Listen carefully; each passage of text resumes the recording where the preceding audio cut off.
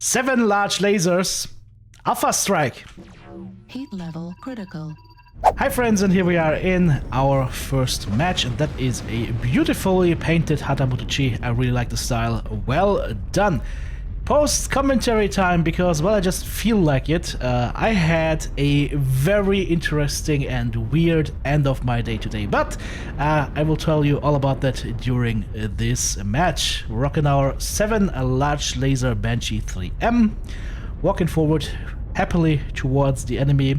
So we did our live stream today. Today is Friday. Did a new player live stream. Had a couple of new players come in, or returning players come in, ask a couple of nice questions, explained a little bit about the skill tree, about mechs that I would recommend, and so on and so on. Showed them a couple of things. So all very nice. Before I did that though, I did go check my sister's house, because she and her family, they're out vacationing in Italy, and I said, okay, I'm gonna look after your house a little bit to make sure everything is hunky-dory. And by the way, the enemy team seems to be, yeah, they're pushing over to Foxtrot 4, so we're gonna go ahead and do some meltage right here. It's 800 meters range, I've got 620 here, so we are throwing away, I would say, about 20-25% damage right now, but you know what, doesn't matter. We can run relatively cool here with our lasers, just keep on going. So, where was I? Oh yeah, as we're murdering these mechs, I will just keep on talking. And if you guys enjoy this kind of like TTB-ception, mixing a little bit of real-life stuff or other issues in with the meching, then let me know in the comments below, and I will do more commentaries like these in the future. We're cooking, we're single firing right now, but I think we hit them all quite a bit. Quite nicely. Unlucky there, we got a double burn on our side torso. That is super unlucky. That of course is going to F us in the A later on in the match, while we do a little bit more damage onto the Atlas. So, as I said, I told my sister I'm gonna look after the house, go there a couple of times and make sure everything's fine. So I go there, check everything, check the basement, make sure like nothing has leaked or anything, you know, the classic issues that might happen. And I told you guys about that big storm that we had like 2 days or so ago. Hello, Mr. Duelist. I tried an Alpha Strike backburn right there, but it didn't work out, unfortunately. He turned the twist at the last moment, otherwise he would have died. That was a 7 large laser Alpha Strike, by the way, my friends. That was beefy. Okay, so, like I said, everything okay with the heater and everything or whatnot, but during that storm that happened, it's an older house, most of it is renovated, but a little bit of it is still in the original like 1960s level, and that would be the external entrance to the basement, where you go down a couple of stairs, and then there is like a little like landing, and then you go inside the basement with the door, right?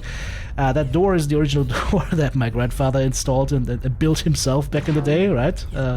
Being an ironworker. And long story short, during that storm, a little bit of water collected there, and you know what water does?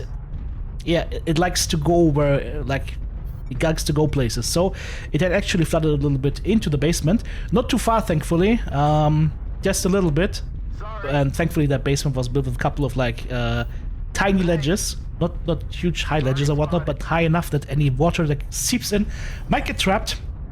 But yeah, so I spotted that before. By the way, my side torso is looking really bad after that double gaussing. So we are in dire straits right now, and we still have to play the whole match with this. So I went to check how deep the water was. It was about ear deep. Yeah, like nothing scary, but scary enough, especially if there might be another rainfall soon. So I was like, okay, I'm gonna go do my live stream. I told you guys about what's going on the live stream, and then after the live stream at 11 PM, I was like, okay, yeah, now it's go time to go over there and go mop stuff up. So I armed myself with 2 mops, 2 buckets, and went over there. And I also brought my LED grow lamp from my cannabis growing experiment. Side torso kill, nice.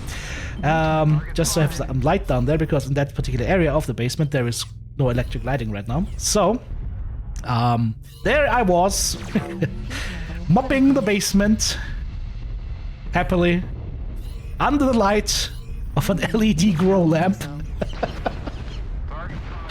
And yeah, so I did a little bit of slave work there. It took me 2 hours to get everything mopped up, but I got all of it out, which is good. Dumped all of that, packed up my stuff, went home, and as I closed the door, I realized, okay, so I've got my keys, I got my sister's keys, I got my mobile phone, and I got my wallet. No, I don't have my wallet. Shit, where is it? Well, searched the house. Nothing. Went to the yard to make sure that they didn't drop it outside of the car. Okay, searched inside the car. Nope. Back to my sister's house. Checked every single room 3 times. Nothing. Checked the basement. Nothing. Checked the actual wastewater buckets. Nothing. Went into the garden to look where I dumped the wastewater.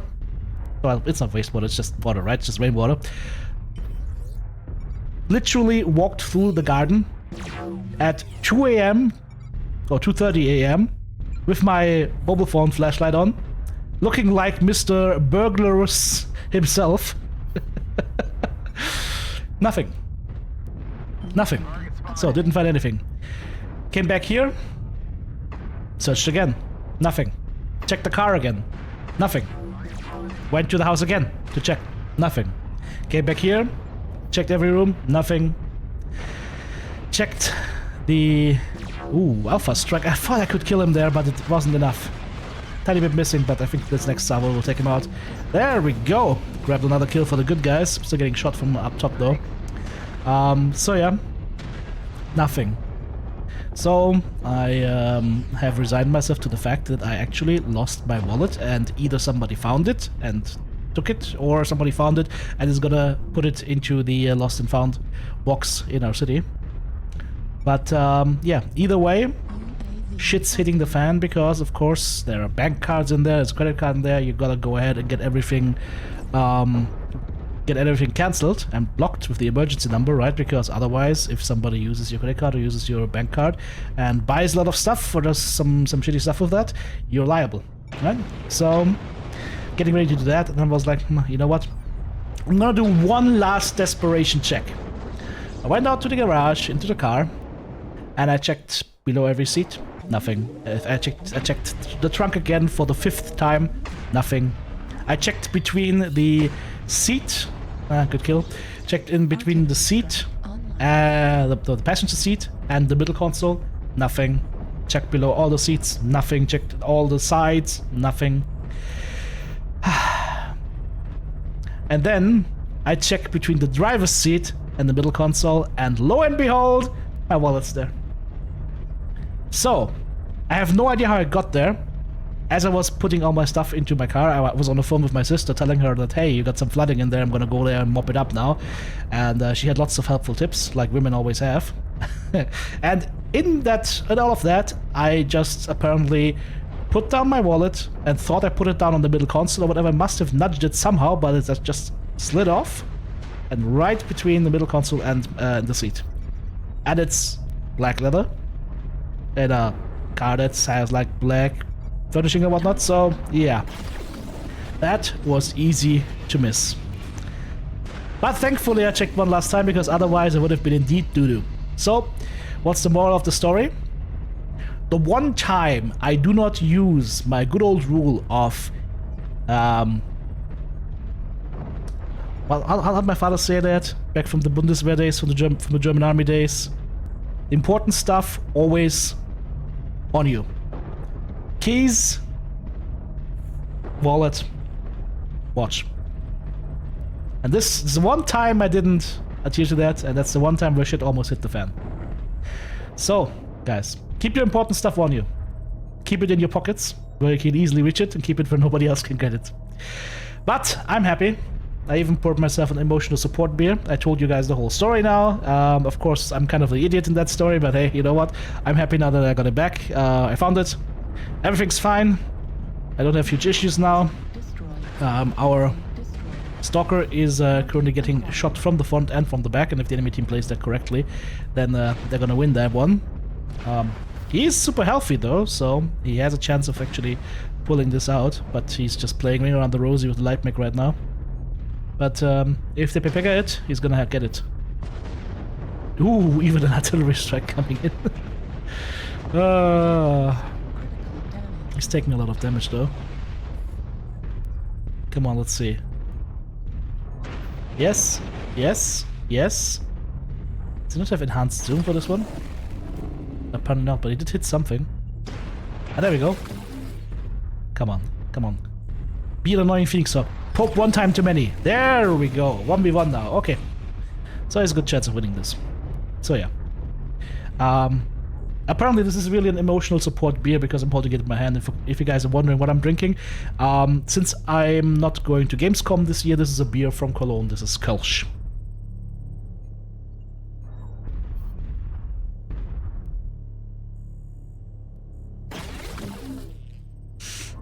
I spent 2.5 hours mopping the floor. I had like 4 buckets of rainwater to dump. And then the scare with the wallet, so I earned that, okay? Well, in any case, let's watch the end of this match right here in this 1v1. I actually like this Banshee. It's completely out there. You don't see people running around with 7 large lasers. Come on, Alpha Strike! There you go, nicely done. Whew. 12/11. Close match. Wouldn't have been that close if I didn't cook off my side torso so hard in the beginning, unfortunately. That was unlucky, but we've got 3 killing blows, 1 solo kill, 2 KMDDs, 850 damage done, 450 damage taken, side torso kill of course, 9 components, and 3 UAV kills. I would say that is a very solid performance. 550 match score. GG. Playing assaults can feel extremely challenging. I'm just gonna let you guys know one more time. Can also be amazing. It's kind of a hit or miss. But again, that could probably be said for every match in Mechwarrior Online, so I don't know. Target spotted. Thanks. Another one on the hill. Target spotted. Shellcat. Let's go find some targets and shoot them. New target acquired. Target spotted. Like for example that Osiris just got hit by 7 large lasers at 800 meters. Didn't die. Target spotted. Oh, hello. New target acquired. Who are you? He's in cover, that's what he is.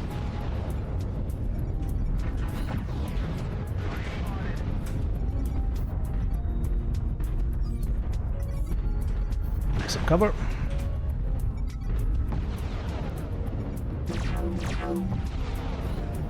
We're gonna need help, guys, towards Echo 6. Echo 5. New target acquired. Target spotted. Affirmative. New target acquired. Target spotted.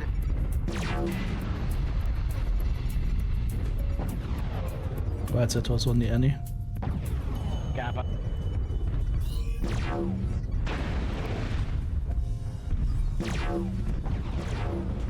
Why are they always all fucking looking at me? It's like a fucking train to the zone, just walking towards me. Target spotted. Delta, sir. Good kid. Oh, that's gonna be a problem. See if we can do some careful peeks here. Let's spider. Like that.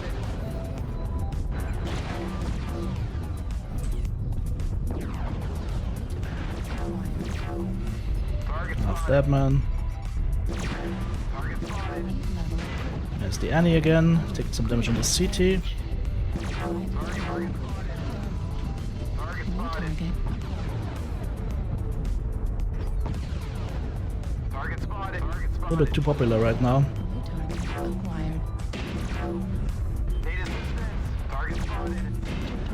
Target spotted. Can anybody shoot at Annie, please? Aside from me, it's getting a little bit ridiculous. Target spotted. In medias res. Right in the middle of it is where we are right now. Target destroyed. It's a good thing I have this mech at super high heat efficiency. There we go. That's the guy who annoyed me all this match, and he's dead. Level critical. Went for the ass! He didn't die. There we go! couldn't go through the ass, went through the face instead. Whew! Toasty. Good thing the match was over. I was super popular over there for a while. 2 kills and 900 damage, plus 6 components. Nice, quick little match. Bullshit did some good farming as well. 488 match score. I'll take it. GG's. Hi friends, I'm TTB and you're watching German Mechgineering. Here we have the build for our Banshee 3M on screen. I'm using an XL engine 350 as the basis for this build. 4 large lasers in the right torso, 3 large lasers in the left torso, TC Mark 1 for the extra 4% beam range boost in the head component, and the mech filled up with standard heatsinks. Endosy structure, standard heatsinks, and standard armor are our upgrades. We're shaving 27 armor off the right arm, 40 off the left arm, and 3 armor off of each leg. Everything else, armor up front as much as possible, and of course, maxed out. I said maxed out. 169. Nice. CT armor with this build. There is a variant you can do with this where you can actually get more heat sinks. You can get up to 19 heat sinks if you go ahead and use an XL300 engine and drop the endo steel and shave the left arm completely. That way you can get in 3 more heat sinks. It is possible, but you're going to be a little bit slower. I mean, the 350 XL engine is going to provide you with, what speed is this? 59.7 kph. The 300 is going to give you 51, so you're throwing away basically 8 kph or so. It's really up to you. I found that this engine is probably the best, as long as you don't alpha strike it all the time, because it gives you a little bit of extra movement speed across the battlefield. 63 is our firepower, of course our speed, like I said, 60 kph.